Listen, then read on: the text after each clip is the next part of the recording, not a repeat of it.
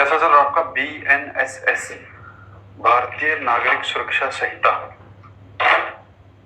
उम्मीद करेंगे भाई सब अच्छा चल रहा होगा। कोई डाउट हो ना तो डाउट क्लास ले लेना। हम पढ़ रहे थे चैप्टर 13 और 13 में हमारा हो गया था सेक्शन 178 तक।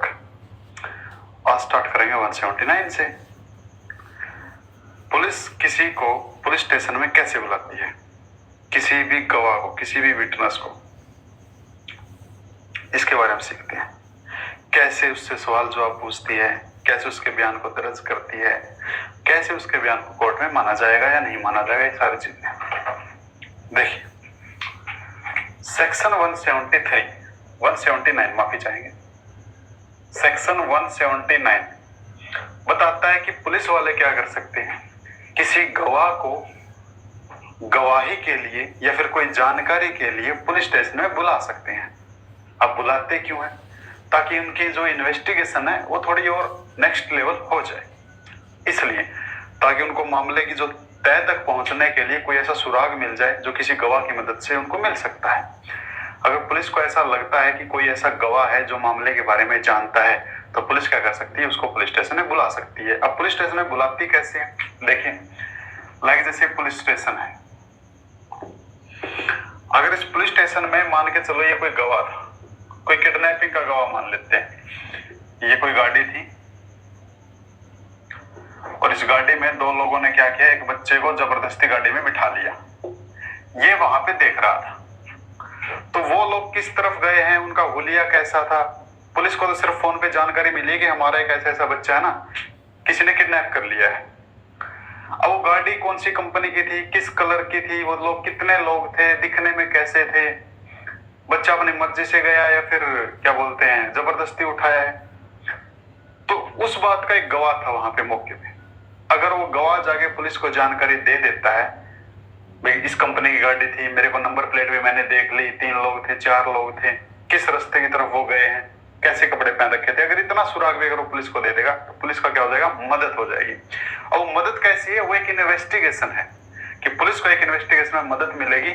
अगर मान के चलो इसने कह दिया कि गाड़ी जो नंबर थी वो 1 2 3 4 नंबर प्लेट की गाड़ी थी, पुलिस ठीक है भाई, हेल्प मिल गई, वो गाड़ी ढूंढ लेगी किसकी है, मदद मिल जाएगी।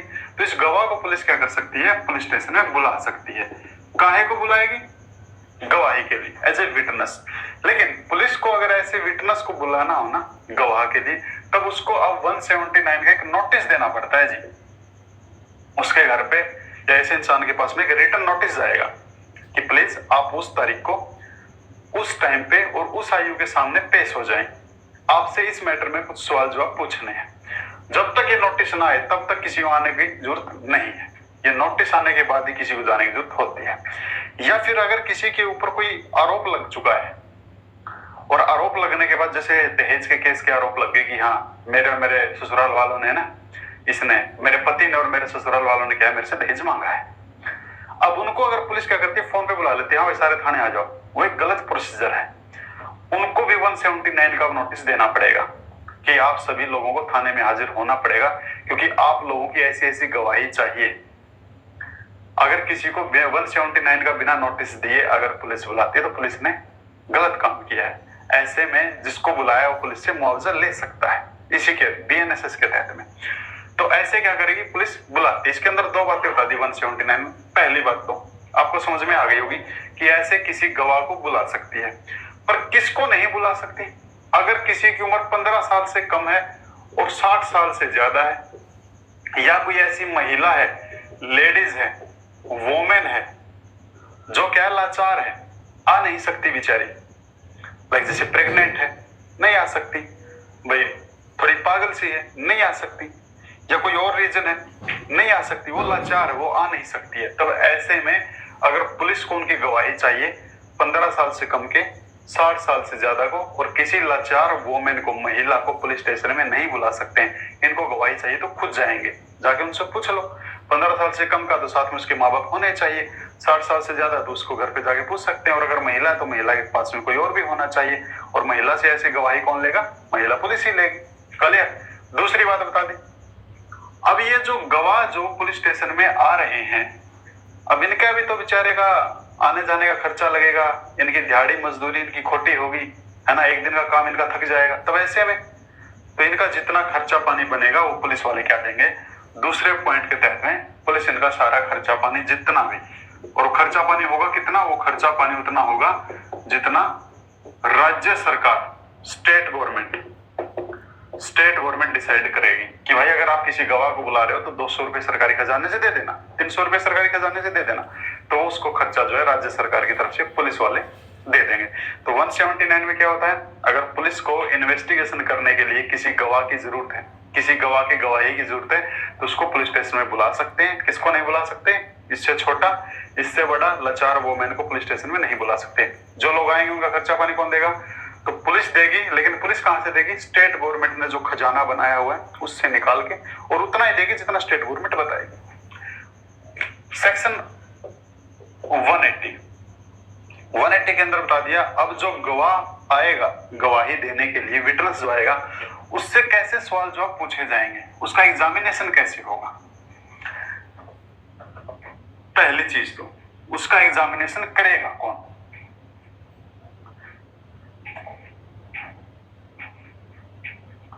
देखिए पहली चीज बता दी कि उसका एग्जामिनेशन करेगा कौन, तो वो पुलिस अधिकारी उसका एग्जामिनेशन करेगा जिसने उसको बुलाया है नोटिस देके। और अगर वो इमरजेंसी में कहीं और चला गया है किसी और केस के लिए और वो नहीं है, तो वो किसी दूसरे अधिकारी का नाम उस पर मार्क कर देगा कि वो तेरा क्या कर लेगा, एग्जामिनेशन कर लेगा। मान के चलिए ये कोई आईयू था, इसने उसको बुला लिया गवाह को कि भाई हाजिर होना, इसको कोर्ट में जाना पड़ गया, तो इसने क्या किया, फिर दूसरे आईयू के पास में उसको भेज दिया कि भाई एक काम करो, वो जो एक ऐसे नाम का एक आदमी है, मान के चलो कोई सोनू नाम का एक हेड कांस्टेबल है, उसके पास चले जाओ, मैंने उसको फोन कर दिया, वो तुम्हारी गवाही ले लेगा। तो या तो एक खुद या फिर दूसरा जिसकी तरफ ये उसको मार्क करे वो क्या कर देगा, उसकी गवाही ले सकता है। अब गवाही में उससे कैसे सवाल जवाब पूछे जाएंगे, तो गवाही में उससे वही सवाल जवाब पूछे जाएंगे माय डियर जो ठीक ठीक है। उसको अपराधी नहीं साबित करना है, ये नहीं है कि तू ही आरोपी है। गवाह को बुलाया क्यों है, विटनेस को क्यों बुलाया, ताकि वो इन्वेस्टिगेशन अच्छे से कर सके। तो ये उससे ऐसा कोई सवाल नहीं पूछेंगे कि वही आरोपी है। जैसे वो किडनैपिंग वाला ले लेते हैं कि हाँ भाई बता, ये तूने जिसको देखा पहले से जानता था, बोले जी नहीं जानता था, पहले बात हुई होगी तेरी, बोले जी नहीं हुई। अरे सोच ले बीवी कहीं तू उसका साथी ना हो, बोले जी ये क्या बात कर रहे हो आप, मैं उनका साथी कैसे, एक तो मैं आपकी मदद कर रहा हूँ, ऊपर से आप मेरे को ये आरोपी बनाने की सोच रहे हो। क्योंकि इंडिया के अंदर बहुत सारे लोग अभी भी इस बात से डरते हैं कहीं मैं जाऊं और मेरे को पकड़ के वो अंदर ना कर दे पुलिस वाले, तो ऐसे उससे कोई सवाल जवाब नहीं पूछेंगे। सेकंड चीज, पुलिस जो सवाल जवाब पूछेगी उससे क्या पूछ सकती है, मौखिक सवाल जवाब पूछ सकती है, यानी कि मुंह से, ठीक है, पर वही बात उसको कोई ऐसा अपराधी साबित नहीं करना है। तीसरी बात, जो भी उससे सवाल जवाब पूछेगी उसकी क्या है, एक लिस्ट बनाती चलेगी, और जो लिस्ट बनाती चलेगी वो ये नहीं है कि खिचड़ी बनाती चलेगी। जो क्वेश्चन पूछा है पहले वो क्वेश्चन लिख दिया, उसने उसका जो आंसर दिया फिर आंसर लिख दिया, फिर क्वेश्चन फिर आंसर। 2 आदमियों की गवाही ली है तो उसके लिए अलग पेज, 3 आदमी की गवाही ली है तो अलग पेज। तो एक साफ साफ उसको जो मानो एचडी में लिखते चलेंगे ताकि किसी को भी कल को समझ में आ जाए। कल को अगर वो बयान कोर्ट के सामने जाते हैं, दूसरे आईयू के पास में जाते हैं, तो उनको समझ में आ जाए कि किसी ने ऐसे ऐसे मैटर में क्या क्या गवाही दी है। वहीं पे पुलिस क्या कर सकती है, ऑडियो वीडियो उसकी कैप्चर कर सकती है जी, इसके जरिए, मोबाइल फोन के जरिए। पुलिस वालों के पास में जो मोबाइल फोन होता है उससे उसकी वीडियो बना सकते हैं, ऑडियो कैप्चर कर सकते हैं। फिर वही बात बता दी लेडीज वाली, अगर कोई मैटर 64 रेप के तहत में कोई लड़की बयान देने आई है, 66 से लेकर 68, 70 या फिर 74 से लेकर 79 छेड़खानी वाले में अगर बयान देने के लिए आई है कि मेरे साथ में ऐसे ऐसी छेड़खानी हुई है, मेरे साथ में मेरा रेप हुआ है, जिस जो विक्टिम है वही अपने बयान देने के लिए आए, तो उसके बयान कौन दर्ज करेगा, लेडीज पुलिस उसके बयान दर्ज करेगी और वो भी ऑडियो वीडियो रिकॉर्डिंग कर सकेगी। तो ये था आपका 180। 179 में पुलिस स्टेशन में गवाह को बुलाएगा, 180 में कैसे उसके बयान दर्ज किए जाएंगे, ये चीज भी हम सीख चुके हैं। फिर बात आ गई सेक्शन 181, माफी चाहूंगा भाई, 181। ये जो बयान नोट करवाए हैं, ये जो पेज पे लिखे हैं, इनकी अहमियत कितनी है देख लेते हैं। क्या इनकी कोई वैल्यू है? पहली चीज तो पुलिस के सामने दिए हुआ बयान कोई मान्य नहीं होता है। पुलिस के सामने किया हुआ कबूलनामा कोई मान्य नहीं होता। ये चीज है ना, हम एविडेंस एक्ट के अंदर सीखेंगे। और अगर आप कंप्लीट एविडेंस एक्ट सीखना चाहते हैं तो मैंने ऐप के ऊपर पूरा कंप्लीट कोर्स बना के डाल दिया है, वहां से आप उसको सीख सकते हो, नया वाला भी और पुराने वाला भी। देखिए 181 दो बात कहता है। पहली बात तो अगर कोई इंसान पुलिस के सामने बयान देता है एज ए विटनेस, गवाह के रूप में, उसने ऐसे ऐसे बयान दे दिए, तो फिर उसके ऊपर साइन करने उसके जरूरी नहीं है। तो अगर पुलिस कहेगी इसके ऊपर साइन करो तो मना कर सकता नहीं जी, जो मैंने पता था वो मैंने बता दिया, मैं नहीं साइन वाइन करता, साइन करने की जरूरत ही नहीं है ना, पुलिस वाले करवाते हैं। तो जो भी उसने गवाही दी है, जो भी बताया है, उसके ऊपर साइन करने की जरूरत नहीं होती है। लेकिन क्या वो बयान माने जाएंगे? नहीं, वो बयान कोर्ट में नहीं माने जाते हैं। वो सिर्फ एक इन्वेस्टिगेशन का पार्ट होता है कि पुलिस को किसी ने ऐसी जानकारी दी है और पुलिस उस जानकारी को मद्देनजर रखते हुए आगे की अपनी इन्वेस्टिगेशन पूरी कर रही है। बस वो बयान इसलिए होती है ताकि इन्वेस्टिगेशन में पुलिस को हेल्प मिले, इसलिए होता है। लेकिन अगर कोई इंसान गलत जानकारी देके चला गया तो तब फिर उसके ऊपर पुलिस क्या कर सकती है? मुकदमा दर्ज कर सकती है कि एक तो हमने तेरे को बुलाया गवाह के रूप में और तू हमको झूठी जानकारी देके चला गया। तो अगर कोई झूठी जानकारी देके जाएगा तो वो बीएनएस में लायबल हो जाएगा। तो इसीलिए उस गवाही को सबूत तो नहीं माना जाता, लेकिन उसको मद्देनजर रख के पुलिस की इन्वेस्टिगेशन थोड़ी फास्ट हो जाती है। लेकिन अगर किसी ने वो गलत जानकारी दी तो फिर वो सबूत के रूप में मान के उसको सजा हो सकती है, पुलिस अगर मुकदमा दर्ज करना चाहे तो।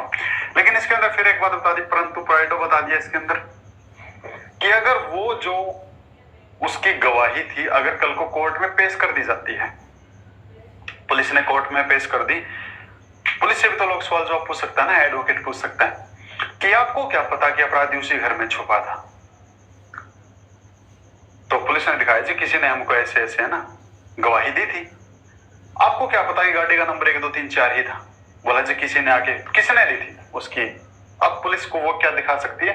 वो लेटर दिखा सकती है। पुलिस को ये जानकारी कैसे मिली? ये भी तो सवाल जवाब पूछ सकता है एडवोकेट। तब अगर ऐसा सवाल जवाब पूछा जाता है तब पुलिस उसको क्या कर सकती है? उस विटनेस की इस गवाही को, इसके जो बयान है उनको कोर्ट के सामने पेश कर सकती है।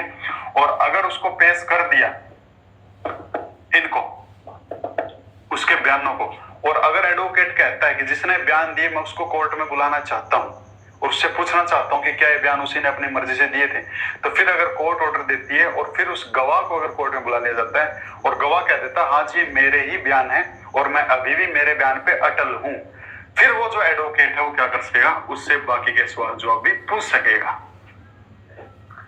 पहली चीज तो सबूत नहीं माना जाएगा। सिर्फ पुलिस क्यों कर रही है? इन्वेस्टिगेशन के लिए कर रही है, साइन करने जरूरी नहीं होती। लेकिन एक बात और बता दी, अगर वो बयान कल को कोर्ट में पेश कर दिए जाते हैं और सामने वाला एडवोकेट अगर कोई आर्ग्यूमेंट करता है कि भैया ये जो बयान है पुलिस ने खुद बनाया है, पुलिस को ऐसी किसी ने जानकारी नहीं दी है और जिसने दी है तो उसको कटघरे में बुलाओ, तो कोर्ट अगर चाहेगी तो उस गवाह को कटघरे में बुला के, और अगर वो कटघरे में आके ये कह देता है कि ये बयान मैंने ही दिए और मैं दोबारा भी देने के लिए तैयार और साइन ही दूंगा, तो फिर ये जो एडवोकेट है इससे सवाल जवाब पूछ सकेगा। फिर उसके जो बयान है ये क्या बन जाएंगे? ये एविडेंस बन जाएंगे। फिर सेकंड बात बता दी, अगर कोई गवाह पुलिस के सामने जो बयान देके गया है और बयान देने के बाद अगर वो मर जाता है तो फिर वो पत्थर की लकीर नहीं है। जैसे हम पहले सीखते थे ना, एविडेंस एक्ट का एक सेक्शन होता है 32 और 26, ये एविडेंस एक्ट का है। जो नया वाला एविडेंस एक्ट है फिलहाल उसके अंदर सेक्शन 23, ये वाला 23 है और ये वाला 26 है फिलहाल, क्योंकि अगर चेंज हो जाता है कल को तो फिर मैं सेक्शन बदल जाएंगे। अभी के लिए 23 और नया वाला 26 है। पुराने वाला जो 32 था कि मरने से पहले जो आदमी कह के चला गया वो सत्य माना जाएगा, और 26 वाला आ गया, सॉरी 27, माफी चाहेंगे, 27 आ गया। ठीक है, तो अगर कोई गवाह ऐसी गवाही देने के बाद मर जाता ना तब फिर ये चीजें नहीं मानी जाएंगी। ये चीजें कोर्ट में मानी जाती है। पुलिस के सामने बयान देने के बाद अगर मर जाएगा तो वो पत्थर की लकीर नहीं है, मर गया तो मर गया। लेकिन अगर कोई इंसान कोर्ट के सामने बयान देके फिर मर जाता है तो वो सेक्शन 33 में उसकी बात को सत्य मान लिया जाता है, लेकिन पुलिस वालों के सामने सत्य नहीं माना जाएगा। तो ये था आपका 81। सेक्शन 82 182 कहता माय डियर कि अगर कोई पुलिस वाला किसी को लालच दे कि मेरा सरकारी गवाह बन जा, या किसी को धमकाए कि गवाही देने मत आ जाना, ऐसा पुलिस वाला नहीं कर सकता है। 182 में बता दिया कोई भी पुलिस वाला, कोई भी पुलिस अधिकारी किसी किसी भी विटनेस को ना तो किसी तरह का लालच देगा, ना उसको मोटिवेट करेगा, ना उसको खरीदने की कोशिश करेगा, ना उसको थ्रेट करेगा, धमकी देगा। मोटिवेट नहीं करेगा कि तू मेरा सरकारी गवाह बन जा। जैसे मेरा कोई छोटा भाई है मान के चलते हैं और उसको पुलिस वालों ने कस्टडी में ले रखा है, मेरे को कहा कि तू मेरा सरकारी गवाह बन जा, गवाही दे दे, हम तेरे भाई को छोड़ देंगे। मेरे को लालच दे दिया, मेरे को मोटिवेशन दे दिया, या मेरे को धमकी दे दी कि अगर तूने गवाही नहीं दी तो तेरे को भी किसी ना किसी धारा में लगा के फंसा के तेरे को भी अंदर डाल देंगे। तो कोई भी पुलिस वाला किसी को गवाह बनने के लिए ना धमकाएगा, ना डराएगा, ना कोई लालच देगा। ये पहली बात बता दी। दूसरी बात बता दी कि कोई भी गवाह अपनी मर्जी से कहीं पे भी गवाही दे, कहीं पे भी जाए, वो ना तो उसको रोकेगा और ना उसको ले जाने के लिए जबरदस्ती करेगा। ना तो ये कहेगा कि तेरे को चलना ही चलना भाई, तेरे को कल गवाही देनी ही देनी है। ना जबरदस्ती करेगा, ना रोकेगा कि तेरे को इस केस में गवाही नहीं देनी है। इंसान की मर्जी वो गवाही दे या ना दे। तो ना उसको किसी तरह से धमकी वगैरह करेगा और ना उसको रोकेगा गवाही देने के लिए या ना देने के लिए। फिर आ गया सेक्शन 183। कोर्ट में जाते ही मजिस्ट्रेट सबसे पहले यही पूछेगा गवाह से, हाँ भाई अपनी मर्जी से गवाही दे रहा है और उसने कह दिया जी पुलिस वाले ने थोड़ी धमकी दी थी, तो जो पुराना एविडेंस एक्ट होता था 24 उसमें भगा दे, उसका भाग चल, तेरी गवाही तो मैं वैसे भी नहीं मानने जाएगी, तो अगर डरा हुआ है तो 24 में मानी नहीं जाती ऐसी गवाही, अगर पुलिस वाला ऐसा करेगा तब भी। सेक्शन 183 में बता दिया कि बयान कैसे दर्ज किए जाते हैं। जो पहले 164 के बयान होते थे ना, अब वो 183 के बयान दर्ज हो जाएंगे। थोड़ा ध्यान से समझना इस सेक्शन को, 183 को।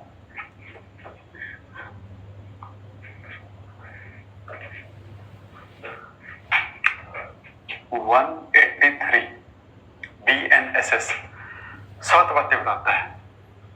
पहली बात कि कोई भी न्यायिक मजिस्ट्रेट, कोई भी जुडिशियल मजिस्ट्रेट, चाहे वो कांड उसके एरिया में हुआ है या नहीं हुआ है, वो क्या कर सकता है, वो बयान दर्ज कर सकता है।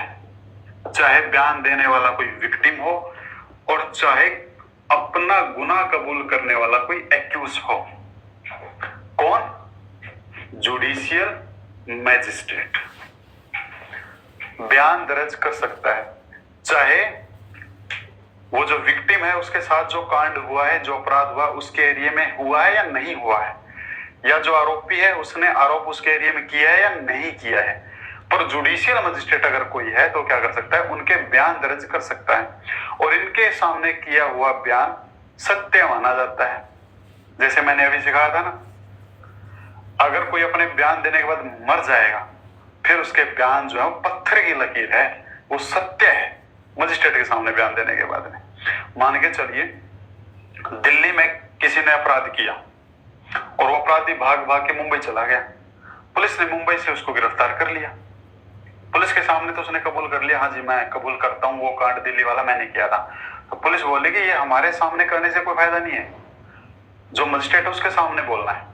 तो फिर वो मुंबई में उसको मजिस्ट्रेट के सामने लेके चले गए, जुडिशियल मजिस्ट्रेट के सामने। अब कांड तो दिल्ली में हुआ था, आरोपी है मुंबई वाले जुडिशियल मजिस्ट्रेट के सामने। अगर इसने वहां पे कबूल कर लिया ना कि हाँ साहब मैंने दिल्ली में जो कांड हुआ था वो मैंने ही किया था, तो फिर इसके सामने अगर बयान कर दिया, अगर ये रास्ते में मर भी जाता है, भाग भी जाता है, तो इसका क्या मतलब हुआ, वो कांड इसी ने किया, वो बात क्या हो जाएगी, सत्य हो जाएगी। तो कोई भी मजिस्ट्रेट, कौन सा जुडिशियल मजिस्ट्रेट क्या कर सकेगा, बयान दर्ज कर सकेगा, स्टेटमेंट ले सकेगा। किसी ने अगर कन्फेशन किया है, अपना कबूल किया है, या फिर कोई विक्टिम है। लेकिन अगर कोई एक्यूज है जो अपना गुनाह कबूल कर रहा है, कन्फेशन कर रहा है कि हाँ ये चीज मैंने ही की है, ये गुनाह मैंने की है, चोरी मैंने की, कत्ल मैंने किया, रेप मैंने किया है, ये अपना गुनाह अगर कबूल कर रहा है, तब इसके जो स्टेटमेंट होगी, इसका जो बयान होगा, वो तभी मजिस्ट्रेट दर्ज करेगा जब इसका एडवोकेट वहां पे होगा। यानी कि एडवोकेट का होना जरूरी है एक्यूज के साथ में, एडवोकेट होना जरूरी है। अगर ये अपना कबूल कर रहा है तब, और अगर एडवोकेट नहीं हुआ तो तब इसका कबूलनामा नहीं लिखेगा। लेकिन विक्टिम के लिए एडवोकेट जरूरी नहीं है। कोई भी जो अपराधी है, जो अपना आरोप कबूल कर रहा है कि ये गुनाह मैंने किया है, उसके कन्फेशन जो होगा, उसका स्टेटमेंट जो होगा, मजिस्ट्रेट साहब तभी दर्ज करेगा, ये मैं बना भी देता हूं, ये होगी स्टेटमेंट, ये ले भाई, ये देखो इनका तभी दर्ज करेगा जब क्या होगा, वो एडवोकेट, इसका एडवोकेट पास में होगा। लेकिन एक बात फिर बता दी कि अगर किसी केस में पुलिस वालों को मजिस्ट्रेट बनाया हुआ है, किसी केस में पुलिस वालों को मजिस्ट्रेट बनाया हुआ है, पुलिस के जो सीनियर ऑफिसर होते हैं जैसे आईजी लेवल के जो होते हैं, उनको भी क्या कर सकती है, उनको मजिस्ट्रेट बनाया जा सकता है किसी केस में, खासकर जो पुलिस फोर्स के स्पेशल केस जो होते हैं। मान के चलो किसी पुलिस वाले ने रिश्वत ले ली, तो उस केस में क्या है, या फिर मान के चलो किसी पुलिस वाले ने गलत इन्वेस्टिगेशन कर दी, उस केस में क्या करती है भाई, पुलिस के जो सीनियर अधिकारी है ना, उनको मजिस्ट्रेट बना दिया कि आप लोग, आपके डिपार्टमेंट का मामला है, आप लोग ये मामला को सोल्व करो। अगर कोई पुलिस वाले के सामने कोई अपने बयान दर्ज करवाता है या कबूलनामा लेता है, तब पुलिस वाले भले उस मामले में मजिस्ट्रेट हो, तब भी उनके सामने किया हुआ बयान नहीं माना जाता है तो पुलिस वाले। अगर पुलिस जो है किसी केस में मजिस्ट्रेट भी बन चुकी है, तब भी अगर उनके सामने किसी ने बयान किया, तब फिर उसको पत्थर की लकीर नहीं माना जाएगा, उसके बयानों की कोई वैल्यू नहीं है। यानी कि बयानों की वैल्यू कब होगी, जब किसी जुडिशियल मजिस्ट्रेट के सामने किया जाएगा। और इस सारे सीन की क्या कर सकते हैं, ऑडियो या वीडियो रिकॉर्डिंग कर सकते हैं। क्लियर है जी। दूसरा पॉइंट बता दिया कि जब भी कोई अपना बयान दे रहा है, तो मजिस्ट्रेट पहले उसको ये बात बता देगा कि भाई साहब, आप जो मेरे सामने आज बयान देने के लिए आए हैं, स्टेटमेंट देने के लिए आए हैं, उसको सत्य माना जाएगा, और जो भी आप बयान दोगे कल को वो आपके खिलाफ में भी यूज किया जा सकता है। और आप उससे पहले मेरे को ये बताएं कि आप कोई जोर जबरदस्ती में गवाही तो नहीं दे रहे हैं, कोई बयान तो नहीं दे रहे हैं, कोई आपके साथ में कोई जबरदस्ती तो नहीं हो रही है, कोई डर तो नहीं है, ये सामने वाले को बता देगा। और अगर सामने वाला कह देता है जी नहीं, मैं बिल्कुल स्वच्छ हूं, मैं अपनी मर्जी से, अपनी सहमति से आज मैं बयान देने के लिए आया हूं, मेरे को किसी का कोई डर नहीं है, और कल को अगर ये बयान मेरे खिलाफ भी साबित होते हैं तो मैं उसको भुगतने के लिए तैयार हूं, और मैं ये बात जानता हूं कि कल को ये सबूत बन जाएंगे। ठीक है भाई, आन दे फिर। तो पहले क्या करेगा, उनको बता देगा कि जोर जबरदस्ती है तो जा सकते हो, कोई बयान देने के लिए आप लोग मजबूर नहीं हो, पर जो बयान दोगे वो कल को सबूत बन जाएगा, और सबूत तो आपके खिलाफ में भी यूज हो सकता है। तो इनको ऐसी बातें बता दी जाएगी। तीसरी बात, अगर ये बात सुनने के बाद किसी को लगा कि भाई मेरे तो हालत आज ठीक नहीं है, वो कह देगा जी सर मैं आज बयान नहीं देना चाहता, नहीं देना चाहता जा फिर, वो रास्ता अपना चल भाग। जब किसी लड़की का रेप हो जाता ना, तो रेप के बाद फिर जैसी पुलिस को जानकारी मिलती है, उसकी एफआईआर दर्ज करते ही पुलिस क्या करती है, उसको नजदीकी मजिस्ट्रेट के पास में लेके चली जाती है बयान दर्ज करवाने के लिए। तो कोर्ट उस लड़की से यही पूछती है कि हाँ भाई, आपके साथ जो भी हुआ वो बताने से पहले क्या आपके साथ कोई जोर जबरदस्ती तो नहीं है ये बयान देने के लिए, या आपकी हालात तो ठीक है ना, आप बोलने के लायक तो है ना। अगर लड़की कह दे नहीं जी मेरे को चक्कर आ रहे हैं, मेरी तबीयत ठीक नहीं, कोई बात नहीं, आप जाइए, आप जाइए, जब ठीक हो जाए तब आ जाइए, कोई दिक्कत नहीं। तो उसको क्या कर देंगे, भेज दिए देंगे, वापिस भेज देंगे कि जाओ आप, कोई बात नहीं, जब ठीक हो जाओ तब आ जाना। और ऐसे में पुलिस को भी ऑर्डर दे देंगे कि ऐसे इंसान को कस्टडी में मत रखना है। ये मत सोचना कि जब तक ये ठीक नहीं होती पुलिस इसको कस्टडी में रखेगा, नहीं, पुलिस वालों को कह देगा कि आप इसको जाने दो, आजाद करो, जिस दिन दिल करेगा आ जाएगा। लेकिन अगर वहीं पे कोई एक्यूज हो तो फिर एक्यूज ने अगर जमानत नहीं ली है, फिर उसको क्या कर लिया जाएगा, कस्टडी में ले लिया जाएगा। चौथी बात, अगर कोई एक्यूज अपना कबूलनामा करता है कि हाँ साहब मैंने की है चोरी, मैं कबूल करता हूं, और मैं पूरे अपने होशो हवास में कबूल करता हूं, मेरे को किसी ने कोई डराया धमका कुछ नहीं किया, मेरे को फांसी होती तो फांसी दो, मैं अपना गुनाह कबूल करता हूं, तब ऐसे में मजिस्ट्रेट इसके जो बयान दर्ज करेगा वो करेगा BNS सेक्शन 316 के तहत में। अब 316 क्या कहता है, 316 ये कहता है कि जब भी कोई एक्यूज अपना गुनाह कबूल करता है तो मजिस्ट्रेट पहले उसको सारी चीजें बता देता है, ये जो मैंने अभी बताई है कि तू जो बताएगा उसको सबूत माना जाएगा और सबूत को तेरे खिलाफ में यूज कर लिया जाएगा। उसके बाद जो भी वो गवाही देगा, जो जो उसने बताया कि मैं इतने बजे वहां घर में गया, घर में जाने के बाद मैंने ये देखा, तिजोरी देखी, पैसा निकाला, पैसा निकाल के फिर मैं आ गया, ऐसे ऐसे पुलिस ने मेरे को पकड़ लिया, तो गुनाह जो है मैंने किया है, उसने सारा सिनेरियो बताया, मजिस्ट्रेट लिखते चले गए। लिखने के बाद फिर मजिस्ट्रेट उसको पढ़ के सुनाएगा कि आपने मेरे को ये चीजें लिखवाई है, और लिखवाने के बाद बोला ठीक है, बोला ठीक है, बोला अब इसके ऊपर साइन कर, फिर इससे साइन करवा लेगा, और साइन करवाने के बाद नीचे मजिस्ट्रेट लिख देगा कि एक्यूज ने जो अपना कबूलनामा किया है वो अपनी मर्जी से किया, अपनी सहमति से किया है, कोर्ट की कोई जोर जबरदस्ती नहीं थी, नीचे मजिस्ट्रेट अपने साइन कर देगा। ऐसे 316 के बयान दर्ज किए जाते हैं। 5वें पॉइंट में बता दिया कि अगर मजिस्ट्रेट को लगे कि जो भी इंसान उसके सामने बयान देने के लिए आया है, स्टेटमेंट देने के लिए आया है, उससे शपथ लेनी चाहिए, ओथ लेनी चाहिए कि मैं जो बताऊंगा सच के सिवाय कुछ नहीं बताऊंगा। तो मजिस्ट्रेट पहले उसको ये भी कह सकता है, चाहे वो विक्टिम हो या एक्यूज हो, सॉरी ये इसके लिए ओनली विक्टिम के लिए माफी चाहूंगा, एक्यूज के लिए नहीं, विक्टिम को ये एक्यूज के लिए नहीं है, सेक्शन 5 एक्यूज के लिए नहीं है, विक्टिम को कह सकता है। अब मान के चलो कोई लड़की आई अपनी रेप की स्टेटमेंट देने के लिए, तो उसको कोर्ट कहेगा चलो आपके साथ रेप हुआ ना, पहले आप कसम खाओगे जो कोर्ट को बताओगे सच बताओ। तो ऐसे में पहले कोर्ट के पास में ये पावर भी है कि उससे शपथ ओथ से दिलवा सकती है, ओथ। 6th पॉइंट में बता दिया 6A के अंदर बता दिया कि जब भी कोई रेप का मैटर है, 64, 66, 67, 68 वाले ये वाले मैटर हैं, और या फिर ये क्या बोलते हैं छेड़खानी वाले मैटर हैं 74 से लेके 79 वाले, अगर पुलिस के पास में उसकी जानकारी मिलती है कि मेरे साथ में छेड़खानी हुई है, मेरा रेप हुआ है, पुलिस को जानकारी मिलती है, तो पुलिस FIR काटते ही उसको कहां पे लेके आएगी, 61 के A के अंदर उसके मजिस्ट्रेट के सामने बयान करवाती है। तो जो रेप की विक्टिम के जो बयान होंगे वो 6A के अंदर होते हैं।